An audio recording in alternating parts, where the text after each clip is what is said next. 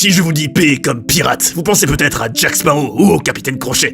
Mais est-ce que vous saviez qu'un Assassin's Creed a déjà été dans cet univers? Alors que j'ai l'air d'être Barbe Noire. C'est vrai, la comparaison serait pertinente. J'ai envie de vous parler de ce jeu, vous l'aurez compris, en mode pirate, d'une saga, ou plutôt d'une franchise que j'adore déjà de base. Alors il faut savoir, avant d'entrer en détail sur ce que j'ai pensé de Black Flag, que les jeux Assassin's Creed que j'ai fait avant ont eu leur importance dans ma perception et, j'ai envie de vous dire, mon avis sur Black Flag. Par exemple, j'ai fait Origins, j'ai fait Odyssey, j'ai aussi fait ceux avec Ezio Auditore, vous savez, les tout premiers. Donc, quand même, un passif avant actif déjà dans l'univers Assassin's Creed. Et peut-être du coup, quand même quelques attentes et des éléments de comparaison pour ce Black Flag. Alors, on pourrait me répondre, et vous auriez totalement raison, peut-être que justement, c'est ça l'erreur. C'est qu'il faut pas le comparer forcément à d'autres, qu'il a son propre univers, son propre jeu, sa propre histoire, etc. Et que ce serait pas une bonne idée peut-être de se dire j'ai envie de le vivre pareil ou de le kiffer autant que tel Assassin's Creed que j'ai aimé, par exemple Odyssey, que moi je donne mon cœur à ce jeu tellement je l'adore. C'est vrai que ça, c'est peut-être un piège. En tout cas, je vais quand même rassurer et dire que j'ai aimé Black Flag, quand même. C'est juste que je l'ai peut-être pas autant aimé à cause de cette comparaison que d'autres Assassin's Creed. Mais déjà, je vais m'attarder sur ce que j'ai aimé. Dans un premier temps, je dois vous dire que l'univers pirate, j'y accroche assez, que j'étais assez fan, à partir du tout début du jeu, d'être dans ce monde de la piraterie qui n'est jamais fini, on le sait bien, hashtag piraterie jamais fini, oh oui, et avec les navires et ces corsaires et tout ça, personnages de Barbe Noire justement, tout ce monde-là un peu des hors-la-loi de l'océan, j'ai envie de vous les appeler comme ça, ça me plaît bien. Faut savoir que quand j'étais petit, j'avais les DVD des 3 premiers Pirates des Caraïbes, et que j'avais regardé plusieurs fois d'ailleurs, avec le personnage de Jack Sparrow, le capitaine, par Johnny Depp, et que j'aimais bien, toujours bien aimé le monde des pirates. Ça me fait aussi penser d'ailleurs à Peter Pan, et justement le fameux Capitaine Crochet. Ça, je me rappelle, ça aussi, quand j'étais petit, ça m'avait marqué. Enfin, je parle un peu de ce que j'ai pu avoir comme lien un peu avec le monde des pirates dans le divertissement avant Black Flag. Bref, tout ça pour vous dire que j'avais des a priori positifs et c'est un univers que j'ai plutôt aimé. Oh oui. Tout comme j'ai aussi aimé les animaux, et plus précisément tout ce qui se passait en mer. Par exemple, je dois vous dire que j'ai été émerveillé à de multiples reprises quand je naviguais sur le Jack d'eau dans l'océan. Enfin, j'allais plutôt dans une mission parce qu'en soi, je naviguais pas tant que ça dans l'océan, purement pour le plaisir. C'est vrai que ça, pour moi, c'est un des points faibles du jeu, je vais y revenir. Mais il n'en demeure pas moins vrai que quand je voyais une baleine sortir de l'eau et faire un espèce de vol, figure, et voir aussi par exemple des requins, quand par exemple vous aviez la possibilité d'attraper au harpon des grandes bestioles comme ça, je trouvais ça assez impressionnant et très beau visuellement.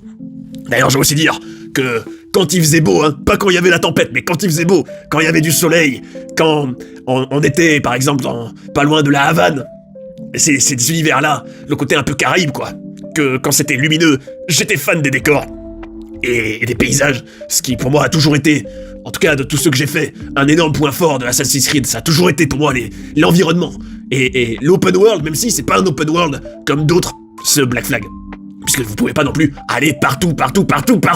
Il y a quand même des moments où la zone n'est plus disponible, si vous voyez ce que je veux dire. Enfin bref, en tout cas, ce qui est certain, c'est que les décors étaient beaux, et que il y avait dans l'ensemble, quand il faisait beau en tout cas, une vibe un peu tropicale, ce qui colle bien évidemment avec l'univers Cuba, Caraïbes, tout ça, évidemment. D'ailleurs, pas seulement dans l'eau, même dans la jungle, il y avait des jaguars, ça je trouve ça toujours impressionnant, et se faire attaquer par des bêtes sauvages, ça c'est vraiment une des caractéristiques qui me fait toujours assez sursauter quand on joue à Assassin's Creed. Je me rappelle d'ailleurs, Origins, notamment les félins et tout ça, les attaques de félins, aussi à être attaqué par un crocodile plusieurs fois, oh oui, tout ça m'a bien plu, et tout cet univers, en tout cas, pour moi c'était un gros coup de cœur. Par contre, quand il y avait trop de pluie et de tempêtes, j'aimais beaucoup moins, je trouvais ça trop sombre dans l'ensemble. Surtout quand on devait aller en plein océan et tout ça, j'étais pas le plus grand fan. Par contre, dans le bateau, le fameux navire, le Jack d'eau, avoir tout son équipage, avoir des marins qui sont tout enthousiastes à l'idée de reprendre la mer, d'avancer, d'aller à des destinations ensemble, qui chantonnent en ramant, j'ai envie de vous dire, tout ça me plaisait bien. Hashtag équipage, hashtag Jack d'eau, tout ça m'a bien plu. Il y avait vraiment un esprit de camaraderie avec cet équipage, et ça j'ai bien aimé. Et ça me faisait apprécier davantage les parfois très longs trajet en bateau, parce que c'est vrai que si par malheur, comme moi, vous aviez pas toujours fait des synchronisations pour avoir les déplacements rapides, et que vous deviez traverser toute une partie de la carte, croyez-moi, c'était pas toujours plaisant. Ça d'ailleurs, c'est sûr que si vous avez le malheur de pas aimer le bateau, et que vous devez sans arrêt faire plein de déplacements, ça à la longue c'est un peu barbant, quand même. Et justement, ça me fait ma transition vers ce que j'ai peut-être un peu moins aimé que les autres Assassin's Creed dans Black Flag. Oh non, le premier point, c'est assez étonnant, mais c'est ce que j'ai ressenti, en tout cas sincèrement. C'est mon rapport à Edward Kenway, vous savez, personnage principal, évidemment. Tout comme avant lui, ou plutôt dans la franchise, Ezio Auditore, Bayek de Siwa, le héros grec Alexios, oh oui. Et je me dis, malgré tout, si je fais le bilan, pour moi, il pâlit. Je crois qu'on dit comme ça, il pâlit de la comparaison, pour moi, avec Alexios ou avec Bayek et même Ezio. Je trouve que ce Edward Kenway, il était peut-être pas très attachant. Peut-être aussi parce que, lui, sa force et son défaut, c'est qu'à la base, c'est un peu un salopard, qui est pas très humain. En gros, lui, c'est une faiblesse dans le sens où, pour moi, je me suis pas direct attaché au personnage, au contraire, par exemple, d'un Alexios dans Odyssée, où avec le drame familial qui lui était arrivé, direct, t'as de l'empathie pour lui, tu veux qu'il réussisse sa quête, tu l'aimes quoi, tu l'aimes et tu prends plaisir à l'incarner. Pareil pour Bayek de Siwa d'ailleurs, ils ont des quêtes, des objectifs de vie et des histoires très fortes et tragiques. Sauf que pour moi, Kenway, j'ai pas du tout ressenti ça. Je trouve que lui, le fait qu'il commence un peu comme un salopard, un peu un mercenaire, qui prend l'identité d'un assassin, et, bon, certes, qui devient une meilleure personne, et dans ce sens, pour moi, c'est aussi la force de ce personnage. Ce qui est certain, c'est que ce Edward Kenway ne restera pas parmi les personnages, on va dire, les plus attachants, et ceux dont je me rappellerai avec nostalgie dans l'univers Assassin's Creed. Mais bon, c'est pas grave. Il a une belle évolution, c'est sûr, mais il lui manquait peut-être ce passé un peu attachant et difficile pour vraiment avoir de l'empathie pour lui et vouloir, on va dire, le voir réussir. Bref, puisqu'on parle un peu de ce que j'ai moins aimé dans ce jeu, je dois dire que les missions en mer, je trouve qu'il y en avait trop. Alors, c'est vrai qu'on pourrait me dire, mais Balcotte, t'es complètement bête ou quoi? C'est un jeu de pirate. Forcément qu'il y a plein de missions en bateau. Et que tu vas naviguer en mer à gogo. Oui, vous auriez raison de dire ça, c'est vrai. Balcotte est un peu con sur les bords. Mais, malgré tout, c'est vrai que moi j'étais un peu habitué à ce que les missions en mer, comme par exemple dans Origins, quand vous êtes Aya et que vous devez affronter la flotte romaine à un moment, je me rappelle, que ce soit un peu plus rare, et donc plus apprécié, et pas tout le temps. Et que avoir tout le jeu, régulièrement, des trucs où tu dois traverser toute la carte, encore plus si t'as pas eu la bonne idée de synchroniser des endroits pour faire les déplacements rapides, oh non, ça c'est sûr que ça crée des très longs trajets, et pas toujours agréable. Mais bon, après il y a aussi le côté un peu de challenge, quand par exemple vous deviez arriver à vaincre un navire beaucoup plus fort que le vôtre, ou alors réussir à battre un fort, en sachant que parfois avec les mortiers et tout, c'était galère, et que vous deviez vous-même aller améliorer votre navire pour y arriver. Ah, c'est sûr que ça créait un peu le challenge, et que vous étiez heureux. Moi j'étais content et j'avais la valeur quand j'y arrivais au bout d'un moment, après justement avoir été débrouillard et avoir été faire les améliorations. Par exemple, je me rappelle d'un moment où c'était un navire, je crois de la compagnie africaine qui s'appelle, où tu devais réussir à le vaincre, avec en plus d'autres bateaux ennemis autour. C'était galère, et je me rappelle que j'ai pris tout un moment, des heures de jeu, pour aller piller plein de trésors, faire des missions secondaires, et notamment des assassinats de cibles, pour faire un maximum d'argent, tout en pillant des entrepôts, pour avoir des métaux, des bois, etc., pour pouvoir me payer et mettre en place les améliorations du Jack d'eau. Je me rappelle que ça j'ai dû le faire, mais j'ai lu sur des forums certains qui n'ont pas eu la patience et qui ont carrément désinstallé à force de galérer. Et je peux comprendre que au bout d'un moment donné, si t'es pas un peu débrouillard, ça peut rendre fou. Mais c'est ça aussi, toute la beauté d'un jeu aussi. Parfois il faut être un peu créatif et trouver des solutions. Oh oui.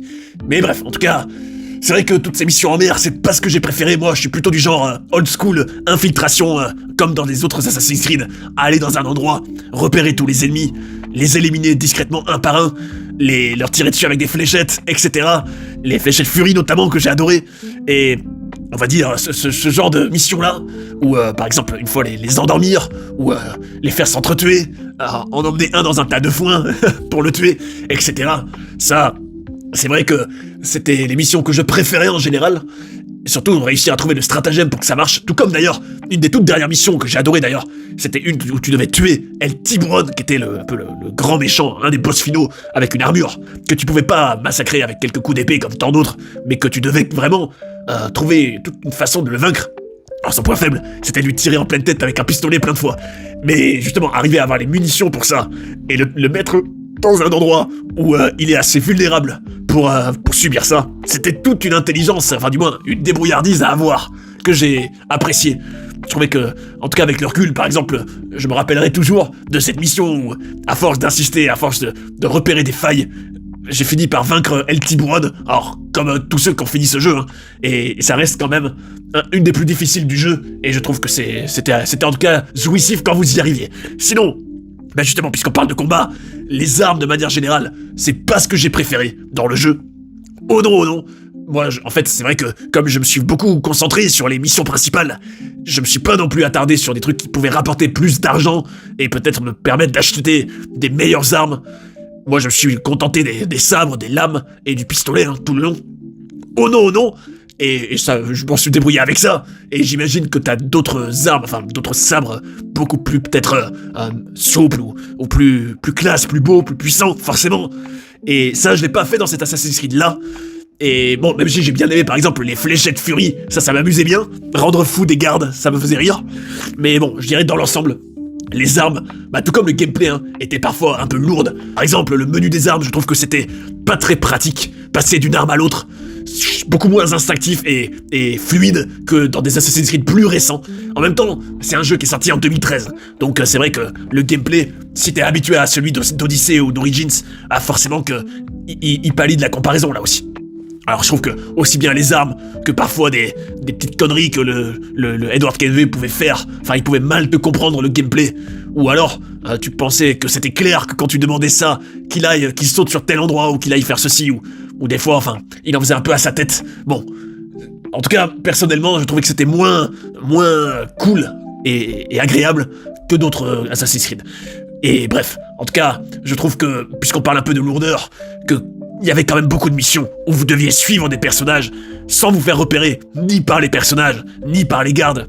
Et que ça, c'était quand même un peu répétitif. Il y en avait quand même souvent, en sachant que c'est pas non plus le truc le plus cool, hein, de suivre, bon, de se cacher, etc. Et surtout de rester dans la zone pour les écouter. Ça, c'est pas ce que j'ai préféré. Mais bon, je veux quand même conclure sur une note positive en disant que, bah moi par exemple, toute la storyline de l'Observatoire, de trouver ce fameux lieu qui permet en quelque sorte d'avoir le contrôle et la surveillance de l'humanité, et que les Templiers veulent à tout prix, que c'était intéressant, très intéressant. Tout comme les Templiers, pour moi, quand bien même c'est des ennemis et des personnes maléfiques, je trouve ça toujours intéressant, en tout cas, d'être un peu dans les coulisses, à cette époque-là, donc avec les Templiers, de leurs manœuvres, de leurs projets, etc. Toujours intéressant, en tout cas, et divertissant. Et surtout quand t'es le héros et que tu dois les contrer, bien sûr. Et l'Observatoire, le lieu en lui-même, j'ai fait waouh en le découvrant, avec bien sûr toutes ces technologies, de mécanismes de défense, etc. De la technologie Issou et compagnie, là, de ceux qui étaient là avant nous. Je trouve que c'était visuellement très beau et impressionnant. Comme c'est toujours le cas dans des lieux de ce genre-là dans les Assassin's Creed. Ces lieux liés aux anciennes civilisations. Tout comme d'ailleurs les stèles Maya et compagnie, hein, ça aussi j'aimais bien. Tout ça, de toute façon, toutes ces subtilités-là, on va dire, c'est ce que je préfère souvent dans les Assassin's Creed. Et bref, ça en tout cas, aussi bien la recherche du lieu que la recherche du sage, qui était l'homme clé pour l'Observatoire. Tout ça était très intéressant, et c'était la storyline principale, l'histoire, le fil rouge de ce jeu, évidemment. Ça, j'ai bien aimé. Tout comme aussi, et je conclurai par ça, j'ai aussi apprécié le petit easter egg que j'ai vu quand vous étiez dans les fichiers dans l'époque moderne, et qu'il y avait un fichier qui parlait du CTOS, un système de surveillance. Alors si vous avez fait Watch Dogs, ça résonne dans votre tête. Normalement, ça sonne une petite clochette dans votre tête. Parce que c'était le truc phare de Watch Dogs, le CTOS. Évidemment, c'est pas étonnant quand tu sais que Ubisoft a fait Watch Dogs et Assassin's Creed. Bref, en tout cas, ça j'ai bien aimé. D'ailleurs, dans l'époque moderne, assez étonnant d'être un personnage en POV dont on voit jamais la tête. Assez étonnant. Et particulier, hein, dans tout le grand immeuble d'Abstergo Entertainment, hein, les Templiers modernes. Assez étonnant, mais original. En tout cas, toujours un plaisir, le fonctionnement d'être dans le présent, de prendre l'animus et de filer dans le passé. Toujours tout un fonctionnement que j'adore. Et pour toutes ces raisons, une expérience globalement positive, sans être non plus extraordinaire et inoubliable de ouf comme d'autres, mais quand même bien. Je mets la note de 3,5 brownies sur 5, ce qui fait quand même 7 sur 10 et 14 sur 20. C'est solide, c'est pas extraordinaire, mais c'est solide. Alors, dites-moi maintenant si vous êtes d'accord ou pas avec Balcotte.